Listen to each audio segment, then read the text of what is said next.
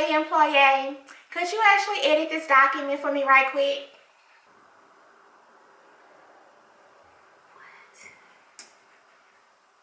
I am currently taking notes for you during that 3-hour-long meeting that you couldn't attend and wanted me to attend in your place.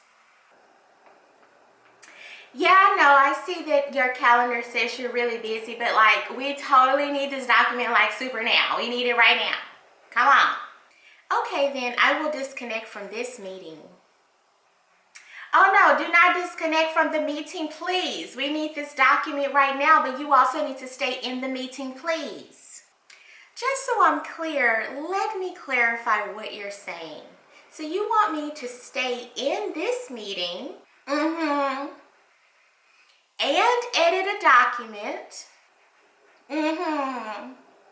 and also try to do a good job of editing this document while this other loud meeting is going on in the background. Yes. While people are talking super loudly during this meeting that I'm no longer paying attention to.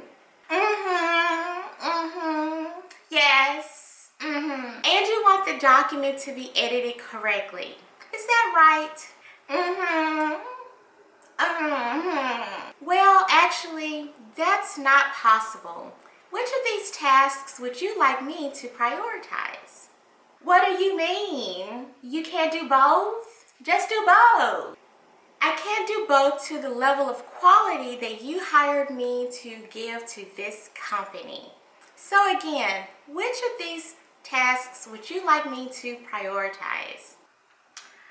Well, okay, just log off of the meeting and start editing the document, please. Thank you.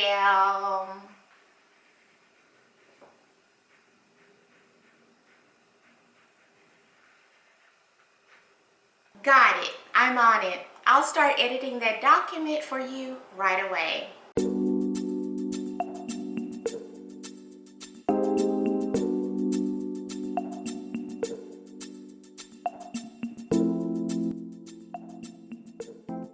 Boundaries.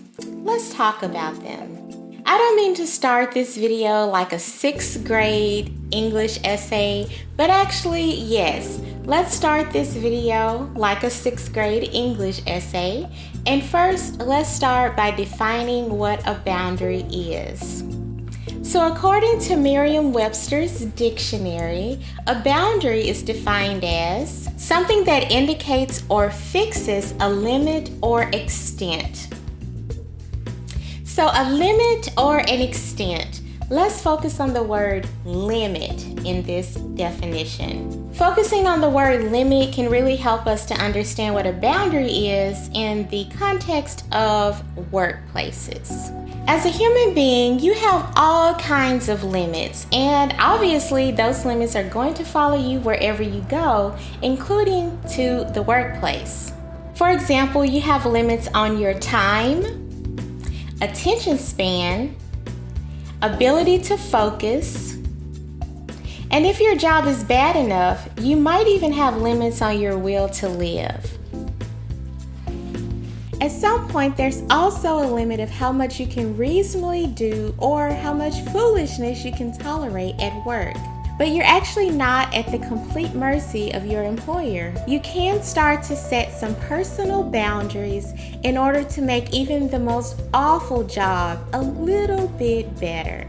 So why should you practice setting personal boundaries at work? Consider your job as just simply another one of your relationships. In a typical relationship, no matter who it is with, like a friend, a family member, or a romantic partner, we usually have some reasonable boundaries. Like I just said, your job is simply another kind of relationship. A relationship between you, your employer, and the people that you work with. You can think of your job kind of like a very, very boring and overpopulated orgy. Like a work orgy. God, that sounds awful. Now with the idea of your job being simply another kind of a relationship, you can start to think about the importance of setting boundaries and maybe maybe consider it a little bit easier and a little bit more necessary. Setting boundaries at work can actually be one of the most important things that you do for your mental health. In this video, I'm going to share 3 reasonable and healthy boundaries that I have learned over time to set at work, no matter where I'm working or who I'm working with. Number 1, I don't answer the phone or email after work hours. I currently work in a very typical office environment. Like I mentioned in a previous video that I'll put on screen right now, the work that I currently do in my 9 to 5 does not involve saving lives of kittens or people. For boring ass office workers like me, maybe you're one too, I think it's perfectly acceptable and reasonable to only answer your emails and your phone calls during work hours.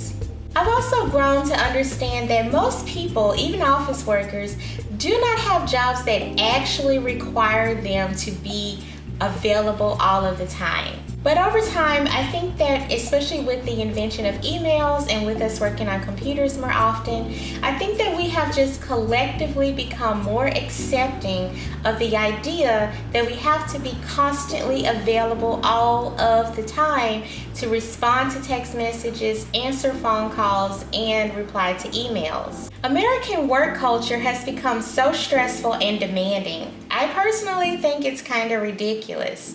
When did it become necessary to be available to answer emails all of the time? When did we begin to think that having gainful employment meant being tethered to the demands of pings, emails, phone calls, and text messages all of the damn time? It is ridiculous. To set an availability boundary, as I like to call it, you can do one of these things. First, communicate your availability when you are first hired. When I first started my new job, I immediately began to communicate my boundaries.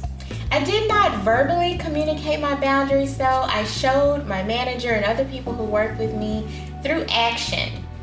So when I received emails, to this day, when I receive emails or text messages or phone calls that come after my regular working hours, I simply wait until the next day or the next business day, and I reply with this very simple phrase. Hey, I just received your message. How can I help you?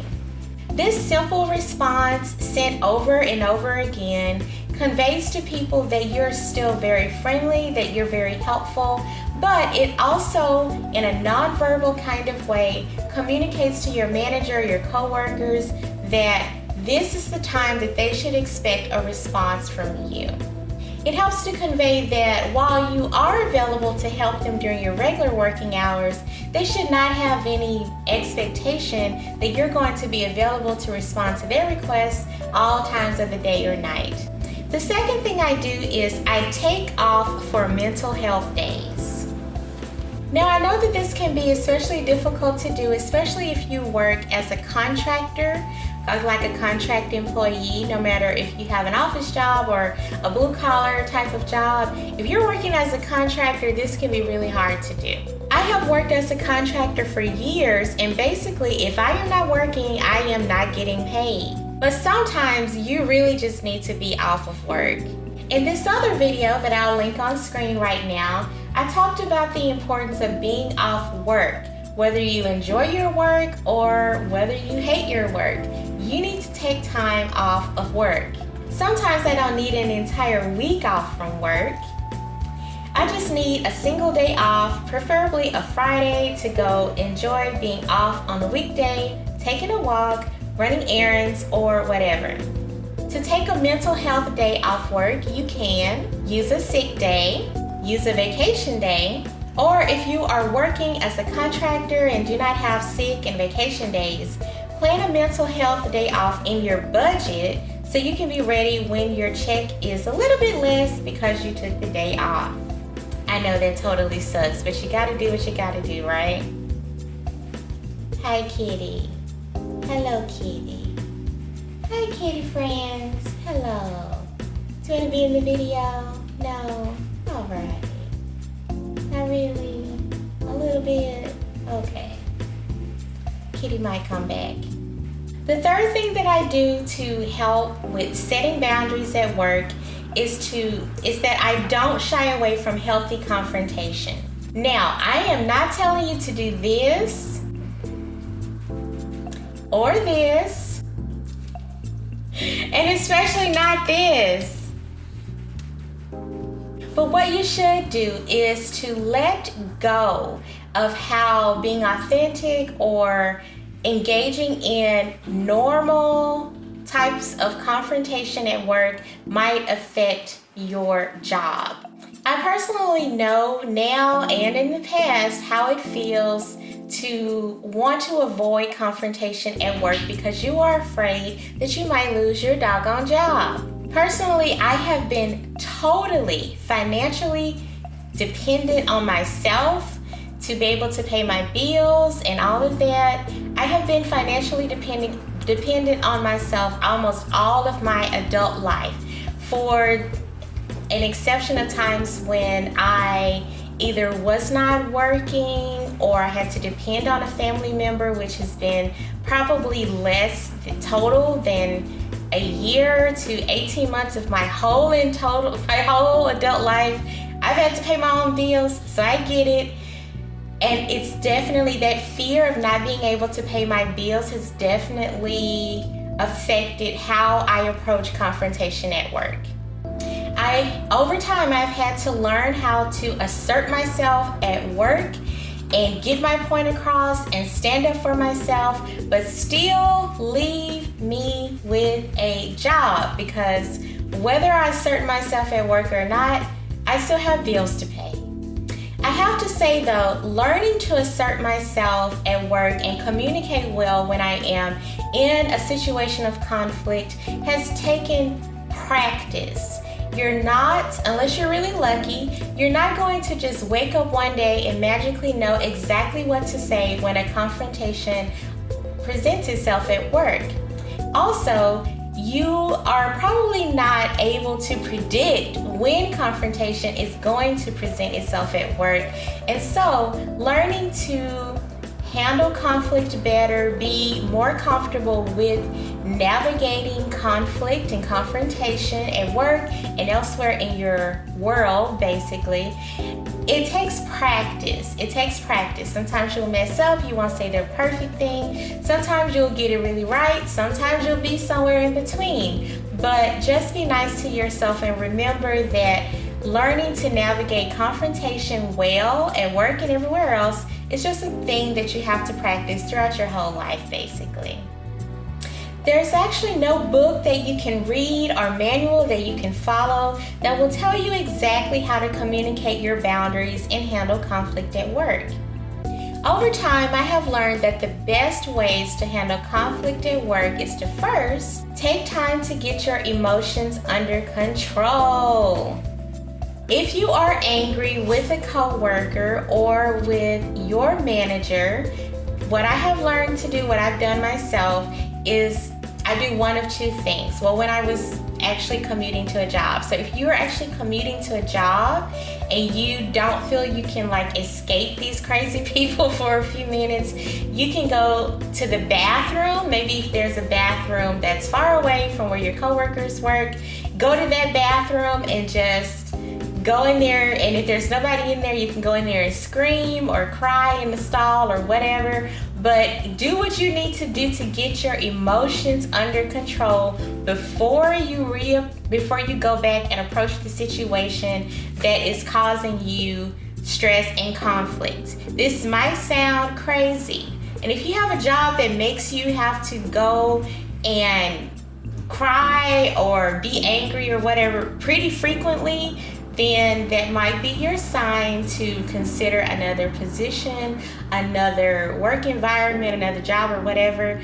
But in the moment when you are mad and you need to handle some conflict, if your emotions are all over the place and they're ruling you, that is what's going to cause what you say or how you react. That's going to cause your reaction to be extreme.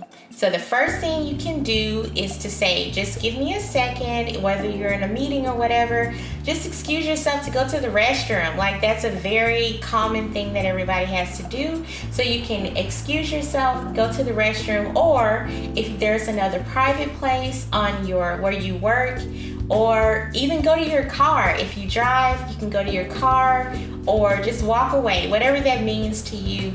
Walk away and go and kind of collect yourself, calm down a little bit.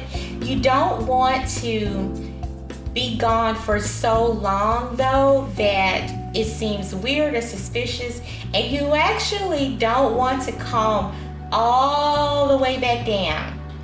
You want to use what you're feeling, because what you are feeling is important and it matters. See, but you want to use what you're feeling in an effective way when you go back to talk to your manager or your coworker about whatever the conflict is. So don't try to like go home for the day unless you're like that crazy mad, but don't try to like get yourself into this crazy calm state.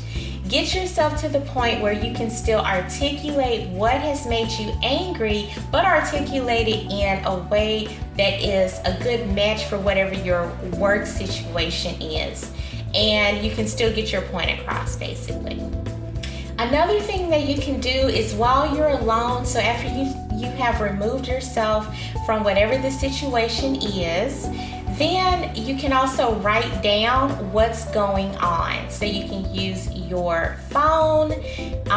If you don't have like a piece of paper in your purse or your pocket or whatever, you can use your phone and write down first what's going on, second how it's making you feel, and third you can write down like raw exactly what the hell you want to say to whoever pissed you off. You write it down while you're alone. And then after you have had a little bit of time to calm down, you can basically take what the pissed off version of you wants to say and you can translate it. You can translate it into a more professional type of delivery. So I'm going to give you an example now. Unfortunately, I am unable to meet expectations that are not clearly communicated. How can we work together to get this issue resolved today? See, that's a pretty good example, right? Feel free to steal that and use it for your own if it matches a situation that you have encountered or you think you will encounter soon. So like I mentioned before, the number one thing that is going to derail your efforts to have healthy confrontation or conflict at work or elsewhere is your emotions. Acting on aggression or fear-based emotions while you're at work trying to navigate conflict is going to make your experience much, much worse. And it's going to make your experience more awful than it really needs to be. So doing that can actually contribute to more stress, more suffering on your part, and I don't want you to have to go through that. Like I mentioned before, being able to communicate boundaries at work, navigate conflict takes practice. As you continue to practice, you'll be able to get your ego under control. You will become more calm. You will become a master at handling conflict at work. And these skills will just naturally start to spread out to your other interactions with people. But like I said, be nice to yourself because it takes practice. It has taken me years to know how to, in the moment, like boom, immediately know what to say and how to navigate a tricky work situation. I have not always been able to navigate conflict with people very well because my natural inclination is usually to like kind of lash out and get like kind of mean. Or I was on the other end where I just did not want to talk about it at work. In my personal relationships, I'm much better at talking to people about what's going on. But again, like I said, at work, you usually have a fear of not being able to say what you need to say or to communicate a boundary because you need a job. The electricity company is not going to stop sending you bills because your manager is an asshole.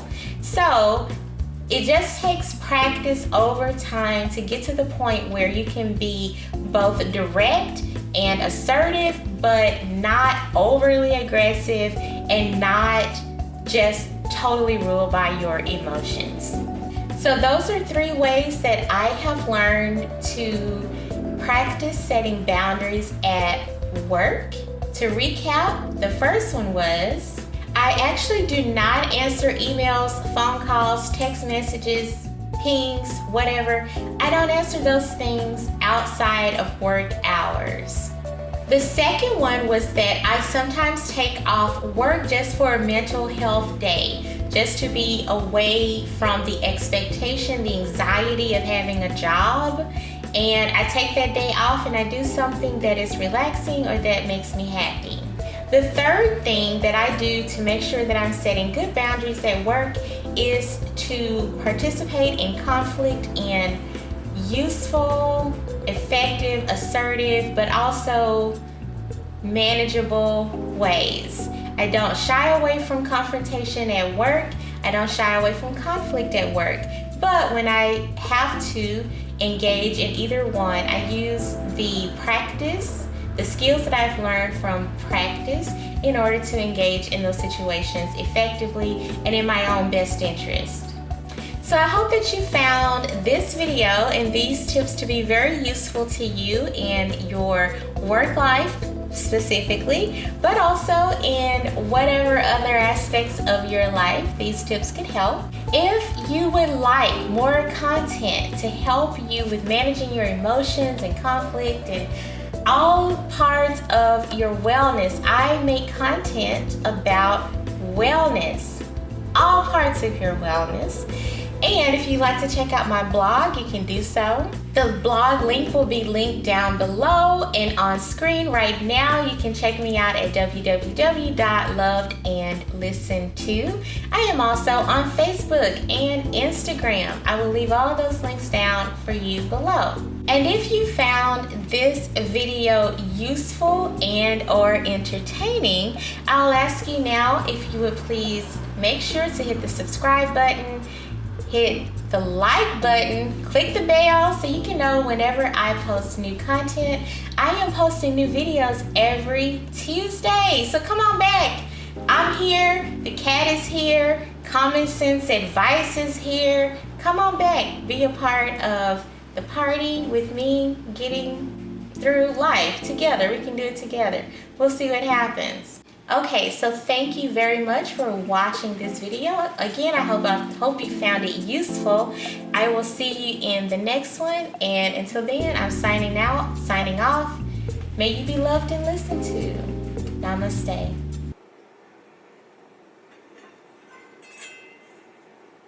And don't hurt anyone.